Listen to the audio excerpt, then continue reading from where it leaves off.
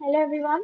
So in this video we will be studying the next topic of our digestive system series, which is large intestine. Okay, it is a small topic, easy topic, and it will be easy for you, okay, to understand. So let's first understand the functional anatomy of large intestine. तो large intestine जो होता है वो इलियोक्रीकल wall से इलियोक्रीकल wall क्या था जहाँ पर जो है वो हमारा स्मॉल इंटेस्टाइन जो है वो लार्ज इंटेस्टाइन में खुल रहा था।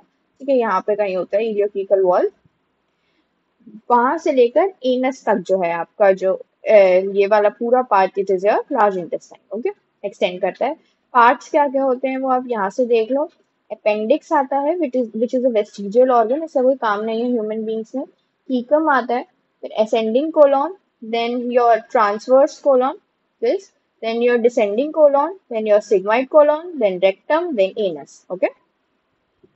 Now coming to the structure of wall of large intestine, तो सबसे पहले सीरस लेयर जो है वो पेरिटोनियम से बनी होती है। Then the muscular layer outer longitudinal inner circular होती है। आउटर लॉन्गिट्यूडनल लेयर में इसमें जो है टीनिया कोलाई होते हैं, which is an important thing. तो ये एक फीचर है, इसको याद रखना वर्ड को। ओके, टीनिया कोलाई प्रेजेंट होते हैं outer longitudinal layer of the muscular layer. Then the submucous layer वो वेल डेवलप नहीं होती है, और जो म्यूकस लेयर होती है उसमें विलाय एब्सेंट होते हैं। स्मॉल इंटेस्टाइन में विलाय थे, ठीक है, लेकिन इसके अंदर जो है विलाय नहीं होते लार्ज इंटेस्टाइन में। इसमें जो है क्रिप्स ऑफ लेबरकन पर प्रेजेंट होते हैं। तो क्रिप्स ऑफ लेबरकन तो होते हैं पर विलाय एब्सेंट होते हैं म्यूकस लेयर में। So this is important. Now coming to the secretion of large intestine की जो सिक्रीशन होती है उसकी पीएच 8 होती है। 99.5% वाटर होता है, 0.5% सॉलिड होता है। ये चार्ट देख लो। वाटर 99.5% ही है, सॉलिड्स 0.5% है, जिसमें ऑर्गेनिक इनऑर्गेनिक आ जाते हैं। ऑर्गेनिक में albumin, globulin, mucin, urea, debris of epithelial cells है। एंड इनऑर्गेनिक में sodium, calcium, potassium, bicarbonate, chloride, phosphate, sulphate. ठीक है। Now coming to the functions of large intestinal juice. अब लार्ज इंटेस्टाइन की जो सिक्रीशंस है उसका क्या फंक्शन होता है। पहला फंक्शन उसका होता है न्यूट्रलाइजेशन ऑफ एसिड्स का। ठीक है, तो जो हमारे स्ट्रॉन्ग एसिड्स होते हैं जो कि बैक्टीरियल एक्शन की वजह से लार्ज इंटेस्टाइन में बन जाते हैं, लार्ज इंटेस्टाइन में बैक्टीरिया प्रेजेंट होते हैं। ओके, तो वो उसकी वजह से जो है कुछ स्ट्रॉन्ग एसिड्स फॉर्म हो जाते हैं। तो उनको न्यूट्रलाइज करने के लिए जो है जो लार्ज इंटेस्टाइनल जूस होता है उसका पीएच अल्कलाइन होता है। ओके, और ये अल्कलाइन क्यों होता है, क्योंकि इसमें large quantity of bicarbonate present होता है। Second is lubrication activity. तो म्यूसिन प्रेजेंट होता है लार्ज इंटेस्टाइन की सिक्रीशंस में, जो कि जो लार्ज इंटेस्टाइन का म्यूकोसा होता है उसे ल्यूब्रिकेट करता है, साथ ही साथ जो बोवल कंटेंट्स यानी आपके फीसेस होते हैं उनको ल्यूब्रिकेट करता है। उसकी वजह से बोवल मूवमेंट फैसिलिटेट हो जाती है, ईजी हो जाती है। अब म्यूसिन जो होती है वो mucous membrane of large intestine को भी प्रोटेक्ट करके रखती है, जिससे जो है जो मैकेनिकल इंजरी हो सकती थी या केमिकल सब्सटेंसेस की वजह से जो डैमेज हो सकता था उसको प्रिवेंट किया जा सकता है। तो म्यूसिन के दो फंक्शन है, क्या क्या। एक तो वो ल्यूब्रिकेट करती है, ल्यूब्रिकेशन एक्टिविटी है, किस चीज को ल्यूब्रिकेट करती है वो लार्ज इंटेस्टाइन को, म्यूकोसा को, और साथ ही साथ बॉवल कंटेंट्स को भी। और दूसरा फंक्शन क्या है म्यूसिन का, वो म्यूकस मेम्ब्रेन को प्रोटेक्ट करती है against any damage which can be cause due to mechanical injury या chemical substance. Now coming to the functions of large intestine, सबसे पहले हमारे पास absorptive function which is the main function of large intestine. Okay, the absorptive function and formation of faeces is the main function of large intestine. So absorptive function क्या होता है, large intestine में ही water absorb होता है और electrolytes absorb होते हैं, ये याद रखना है। मोस्ट ऑफ द वाटर हमारा लार्ज इंटेस्टाइन में एब्जॉर्ब होता है। ठीक है, तो water, electrolytes, glucose, alcohol, alcohol large intestine में एब्जॉर्ब होती है और स्टमक में एब्जॉर्ब होती है। अल्कोहल स्मॉल इंटेस्टाइन में एब्जॉर्ब नहीं होती है। Okay, remember this. और कुछ ड्रग्स हैं जैसे कि एनेस्थेटिक ड्रग्स, सिडेटिव, स्टेरॉइड्स, ये सब लार्ज इंटेस्टाइन में ही एब्जॉर्ब होते हैं, they are not absorbed in your small intestine. Okay, तो क्या क्या एब्जॉर्ब होता है लार्ज इंटेस्टाइन में, वाटर, इलेक्ट्रोलाइट्स, ग्लूकोज, अल्कोहल और कुछ ड्रग्स जैसे कि एनेस्थेटिक एजेंट, सिडेटिव्स और steroids. Now formation of faeces is the second function of large intestine. तो एब्जॉर्प्शन के बाद अनवांटेड सब्सटेंसेस जो होते हैं वो फीसेस बना लेते हैं, जिनको एक्सक्रीट कर दिया जाता है। ठीक है, तीसरा एक्सक्रीटरी फंक्शन, ये फीसेस के साथ साथ कुछ हैवी मेटल्स के एक्सक्रीशन भी होता है लार्ज इंटेस्टाइन में, जैसे कि मर्करी, लेड, बिस्मुथ और आर्सेनिक। देन सिक्रीटरी फंक्शन, ये एक्सक्रीट के साथ साथ सिक्रीट करता है, क्या सिक्रीट करता है, म्यूसिन और इनऑर्गेनिक सब्सटेंसेस। म्यूसिन से जो है जो बोवल कंटेंट होता है यानी फीसेस होते हैं, दे आर ल्यूब्रिकेटेड, तो उनकी मूवमेंट फैसिलिटेट हो जाती है। And your last is the synthetic function. Actually जो बैक्टीरियल फ्लोरा होता है ऑफ लार्ज इंटेस्टाइन वो बहुत सारी चीजें बनाते हैं, जैसे folic acid, vitamin B12, vitamin K। और विटामिन B12 हमें पता है एरिथ्रोपोएटिक एक्टिविटी कराता है, फोलिक एसिड भी एरिथ्रोपोएटिक एक्टिविटी कराता है, विटामिन K क्लॉटिंग मैकेनिज्म में हेल्प करता है। ठीक है, तो ये याद रखना है कि लार्ज इंटेस्टाइन में एक बैक्टीरियल फ्लोरा प्रेजेंट होता है। What is bacterial flora? यानी कि बहुत सारे बैक्टीरिया प्रेजेंट होते हैं जो कि folic acid, vitamin B12, vitamin K को सिंथेसाइज करते हैं। फोलिक एसिड, विटामिन B12 हमें पता है एरिथ्रोपोएटिक एक्टिविटी के लिए रिस्पॉन्सिबल होते हैं, vitamin K blood clotting activity के लिए रिस्पॉन्सिबल होता है। Okay, now talking about the applied physiology, first is your diarrhea। तो इसको थोड़ा हम डिटेल में देखेंगे हर एक अप्लाइड फिजियोलॉजी को। तो डायरिया जो होता है, डायरिया का मतलब क्या होता है? Frequent and profuse discharge of intestinal contents in loose and fluid form. ठीक है, तो इंटेस्टाइनल कंटेंट्स का फ्रीक्वेंट डिस्चार्ज यानी कि जो है बार बार ज्यादा टाइम जो है डिस्चार्ज होना, और प्रोफ्यूज डिस्चार्ज, प्रोफ्यूज का मतलब क्वांटिटी ज्यादा होना। ठीक है, तो नंबर ऑफ टाइम्स भी इंक्रीज हो जाना एंड क्वांटिटी भी इंक्रीज हो जाना of the discharge of intestinal contents. और किस फॉर्म में डिस्चार्ज हो रहे हैं? लूज और फ्लूइड फॉर्म में। ओके, और ये किस वजह से होता है? इंक्रीज मूवमेंट ऑफ इंटेस्टाइन की वजह से होता है डायरिया। कॉजेज क्या क्या है डायरिया के? पहला तो डाइटरी अब्यूज। अगर आप कंटामिनेटेड वाटर या फूड ले ले रहे हो, या कभी कभी आर्टिफिशियल आर्टिफिशियल स्वीटनर सूट नहीं करते हैं, ठीक है, तो उसकी वजह से डायरिया हो जाता है।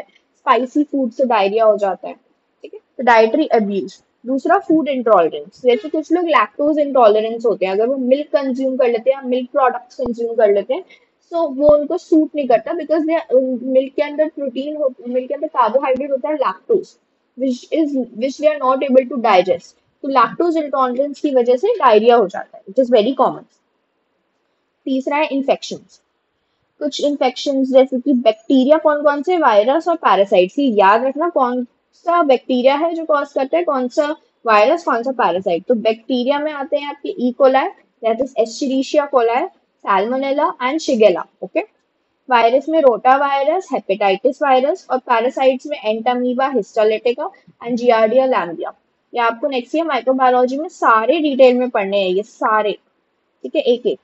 तो अभी आपको ये पता होगा ना, डायरिया तो ये रोटा वायरल डायरिया अलग होता है, इकोलाई से ये सब अलग काइंड ऑफ बैक्टीरियल डायरिया कराते हैं। ये अमीबियासिस कराता है, ठीक है, ये जियार्डियासिस कराता है। ठीक है, तो इन सब का अलग अलग डिसीज है, but the symptom is diarrhoea. Okay, now next is reaction to medicine. कुछ कुछ मेडिसिन सूट नहीं करती है, तो उसकी वजह से रिएक्शन हो जाते हैं। कॉमनली एंटी हाइपरटेंसिव ड्रग्स में देखा गया, यानी जो हाइपरटेंशन इंक्रीज ब्लड प्रेशर में दी जाती है ड्रग्स, उनमें उनके रिएक्शन है। और बाकी एंटासिड्स जिनमें जो है मैग्नीशियम प्रेजेंट होता है वो, और लैक्सेटिव्स। ठीक है, इनके इनसे जो है रिएक्शन हो जाती है मोस्टली इन मेडिसिन से। Next is intestinal disorders. तो इन्फ्लामेशन ऑफ इंटेस्टाइन की वजह से, IBS इंफ्लामेटरी बाउल सिंड्रोम, और abnormal motility of the intestine की वजह से भी जो है आपको डायरिया हो सकता है। तो डायरिया के कॉजेस क्या है? 5 है, dietary abuse, food intolerance, infections, reaction to medicine and intestinal disorders. Now talking about the features of diarrhoea. Severe diarrhoea में जो है एक्सेस वाटर और इलेक्ट्रोलाइट्स का लॉस होता है, इसलिए डायरिया में क्या बोलते हैं ट्रीटमेंट के लिए कि ORS लेना चाहिए, that is oral rehydration solution. Oral rehydration solution में आपको वाटर मिल जाता है, क्योंकि वाटर का लॉस हुआ है, सो वाटर मिल जाते हैं। साथ ही साथ इलेक्ट्रोलाइट्स में आपको जो है उसके अंदर सोडियम और क्लोराइड, क्योंकि हम नमक ऐड करते हैं तो आपको वो भी मिल जाता है, तो इलेक्ट्रोलाइट बैलेंस भी मेंटेन हो जाता है। ठीक है, दूसरा है डिहाइड्रेशन, इलेक्ट्रोलाइट इम्बैलेंस हो जाता है, वही क्योंकि वाटर का लॉस है, इलेक्ट्रोलाइट्स का लॉस है। फिर क्रोनिक डायरिया में हाइपोकेलीमिया हो सकता है प्लस मेटाबॉलिक एसिडोसिस। और व्हाट इज हाइपोकेलीमिया? हाइपोकेलीमिया का मतलब होता है जो आपका पोटेशियम लेवल है वो कम हो जाना। ओके, हाइपो मीन्स कम होना, कैलीमिया जो है हम पोटेशियम के लिए बोलते हैं, तो पोटेशियम लेवल कम हो जाना is hypokalaemia. Plus metabolic acidosis. Metabolic acidosis क्यों हो जाता है? क्योंकि जो आपके अल्कलाइन आयंस हैं, ठीक है ना, वो सारे लॉस हो जाते हैं, तो इसकी वजह से आपकी बॉडी का जो pH होता है वो एसिडिक होने लग जाता है, so it becomes metabolic acidosis. ये होता है क्रोनिक डायरिया के केस में। और क्या क्या फीचर्स और क्या होते हैं, एब्डोमिनल पेन होता है पर्सन को, नोजिया और ब्लोटिंग फील होता है। ब्लोटिंग का मतलब क्या होता है, जब इंटेस्टाइनल गैस जो है वो बहुत ज्यादा हो जाती है तो आपको जो एब्डोमेन में टाइटनेस फील होने लगेगी, तो दैट इज ब्लोटिंग। ठीक है। Next is constipation. कॉन्स्टिपेशन का मतलब failure of voiding faeces, it is opposite of diarrhoea. Diarrhoea में जो है quantity and frequency of faeces increase हो गई थी, एंड फीसेस जो थे वो फ्लूइड फॉर्म, लूज स्टूल्स थे। इसमें जो है फीसेस जो होते हैं, you are, it is failure of voiding faeces, आपकी फ्रीक्वेंसी कम हो गई है। ठीक है। सो दिस कॉजेज डिस्कम्फर्ट, जब आप फीसेस पास नहीं कर पा रहे हो, so they are getting accumulated in your large intestine, in your colon, तो इट कॉजेज डिस्कम्फर्ट। और ये क्यों होता है, क्योंकि मूवमेंट्स कम हो रही होती है, due to lack of movements necessary for defecation. ठीक है। और ऐसा भी हो सकता है क्योंकि जो है मास ही एब्सेंट है, यानी कि एक मास चाहिए होता है, ठीक है ना, सर्टेन अमाउंट ऑफ फीसेस चाहिए which will cause the pressure, which will increase the pressure in your colon, ताकि वो मूवमेंट्स जो है वो स्टिमुलेट हो। बट अगर मास मूवमेंट ही एब्सेंट होगी, सो कोलोन में जो है मूवमेंट नहीं हो पाएगी, और इसकी वजह से फीसेस जो है कोलोन में रहते हैं काफी टाइम तक, तो कोलोन एब्जॉर्ब करता रहता है कंटिन्यूअसली उसमें से वाटर इलेक्ट्रोलाइट्स, तो फीसेस हार्ड और ड्राई हो जाते हैं। कॉजेस क्या क्या होते हैं आपके कॉन्स्टिपेशन के, एक तो डाइटरी कॉज, फाइबर और लिक्विड्स कम होता है अगर डाइट में, तो ऐसा होता है। दूसरा इरेगुलर बाउल मूवमेंट, अगर आपकी बाउल मूवमेंट इरेगुलर है, रेगुलर नहीं है, आप रेगुलरली डेफिकेट नहीं कर रहे हो, तो ये मोस्ट कॉमन कॉज होता है। ओके। और इससे जो है नॉर्मल डेफिकेशन रिफ्लेक्सेस इनहिबिट हो जाते हैं। सिग्मोइड कोलोन में spasm, diseases, normal diseases, megacolon, अभी हम देखेंगे मेगाकोलोन क्या होता है, और कुछ ड्रग्स जैसे कि diuretics, narcotics, calcium channel blockers, CCB means calcium channel blockers, anti Parkinsonian drugs, यानी पार्किंसंस डिसीज में जो ड्रग्स दी जाती हैं वो, anti depressants and anti convulsants. Anti convulsants यानी कि जो आपकी कन्वर्जेंस के लिए दी जाती हैं, एंड एंटी डिप्रेसेंट्स यानी कि जो आपके डिप्रेशन को ट्रीट करने के लिए दिए जाते हैं, बेंजोडाइजेपिन, बार्बिटरेट्स, ये सारी drugs. Okay. So these are the causes of your constipation. Next is megacolon. Megacolon क्या होती है? It is a condition characterized by distension and hypertrophy of colon associated with constipation. तो मेगाकोलॉन में तो कॉन्स्टिपेशन होता है, साथ साथ उसमें जो है कोलॉन जो होता है उसका डिस्टेंशन हो जाता है, हाइपरट्रॉफी। हाइपरट्रॉफी का मतलब जो साइज होता है कोलॉन का दैट इंक्रीजेस। ठीक है। तो और डिस्टेंशन हो जाता है कोलॉन का, जिसकी वजह से कॉन्स्टिपेशन भी हो रहा होता है। कॉजेस क्या क्या होते हैं इसके, dysfunction of the myenteric plexus, ये टर्म इसमें याद रखना, माइंट्रिक प्लेक्सस। तो dysfunction of myenteric plexus due to damage of ganglionic cells. Myenteric plexus जो था वो हमने पढ़ा था, it was a nervous plexus of your enteric system. आपके एंटेरिक सिस्टम में नर्वस प्लेक्सस दो पढ़े थे हमने, one of which was myontic plexus which is made of ganglionic cells। तो जब ganglionic cells डैमेज हो जाती है तो myontic plexus का डिस्फंक्शन होता है, तो उसकी वजह से जो है अच्छे से मूवमेंट नहीं हो पा रही होती कोलोन की, तो there is accumulation of large quantity of faeces in colon, और इतना एक्यूमुलेशन हो जाता है कि आपके जो लार्ज इंटेस्टाइन है, कोलोन है, वो डिस्टेंड हो जाता है। डिस्टेंड हो जाता है यानी कि बड़ा हो जाता है, चौड़ा हो जाता है, और उसका डायमीटर 4 से 5 इंच हो जाता है। ठीक है।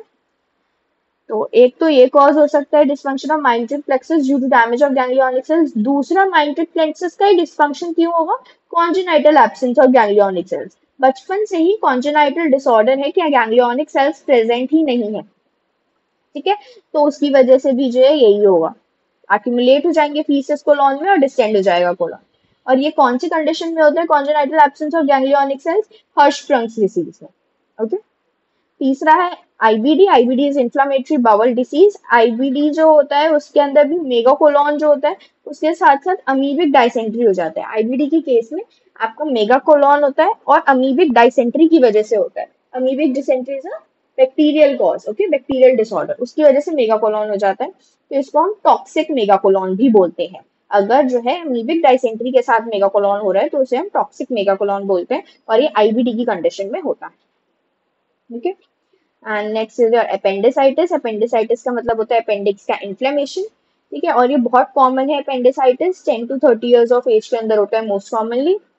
कॉजेज अननोन है वैसे तो अपेंडिसाइटिस का नॉर्मल कॉज, बट ऐसा देखा गया है कि इन्फेक्शन की वजह से हो जाता है, या फिर जो अपेंडिक्स और लार्ज इंटेस्टाइन है उसके बीच का जो कनेक्शन है वो ब्लॉक हो जाता है। ठीक है। कहाँ से ब्लॉक हो जाता है, या तो फीसिस की वजह से ब्लॉक हो जाता है, या फिर एब्डोमिनल स्वेलिंग आ जाती है, ठीक है, या फिर एपेटाइट भी इवन लूज जाती है ना, तो उस वजह से भी जो है आपके अपेंडिसाइटिस हो सकता है। Now talking about the features, features आपके अम्बिलिकस के अराउंड पेन होगा। नाउ अम्बिलिकस क्या होता है, जब हम एनाटॉमी में पढ़ते हैं एब्डोमेन, तो हम 9 क्वाड्रेंट्स में डिवाइड करते हैं, राइट। तो ये वाला जो बीच वाला आपका क्वाड्रेंट है, दिस इज योर अम्बिलिकस, ठीक है, आपकी नेवल के पास वाला एरिया। तो उसके अराउंड पेन स्टार्ट होता है। और पेशेंट मतलब पेशेंट जब आते हैं hospital, so they are like कि पेट सबसे पहले जो है बीच में दर्द हो रहा था नेवल के पास, और फिर धीरे धीरे जो है वो lower right side of umbilicus के अंदर जाने लगता है, ठीक है। तो अम्बिलिकस रीजन में ही आपके लोअर राइट साइड में जो है वो जाने लगेगा, ओके। तो पेशेंट यही कंप्लेंट लेके आते हैं मोस्टली, और 5 से 12 घंटे में जो है ये पेन सीवियर हो जाता है। पेशेंट्स मोस्टली 3 से 4 घंटे बाद आते हैं, क्योंकि उन्हें लगता है वो खुद अपने आप ओमेप्रोजोल पेंटोप्रोजोल लेते हैं पहले, उन्हें लगता है कि ऐसी गैस का दर्द है। तो धीरे धीरे जो है जब दर्द सही नहीं होता, जब वो सीवियर हो जाता है 4-5 घंटे बाद, तब वो हॉस्पिटल आते हैं, ओके। तो 5 to 12 आवर्स में पेन सीवियर हो जाता है, और नोजिया, वॉमिटिंग, कॉन्स्टिपेशन या डायरिया में से कुछ भी, और difficulty in passing gas, low fever, abdominal swelling, loss of appetite, ये सब जो है आपके क्या है, फीचर्स हैं, ठीक है, अपेंडिसाइटिस के। अब अगर अपेंडिसाइटिस सीवियर हो गया, तो कभी कभी अपेंडिक्स रप्चर भी कर सकता है, और अगर अपेंडिक्स रप्चर कर गया तो सीवियर कॉम्प्लिकेशंस होती है। अगर अपेंडिक्स रप्चर कर गया तो उसकी तो सेप्सिस हो जाता है बॉडी में, ठीक है ना, एक इन्फेक्शन फैल जाता है बॉडी में, और सीवियर कॉम्प्लिकेशन की वजह से इवन डेथ भी हो सकती है। So it is very important कि अपेंडिसाइटिस को टाइम पे डायग्नोस करके अपेंडिक्टोमी की जाए।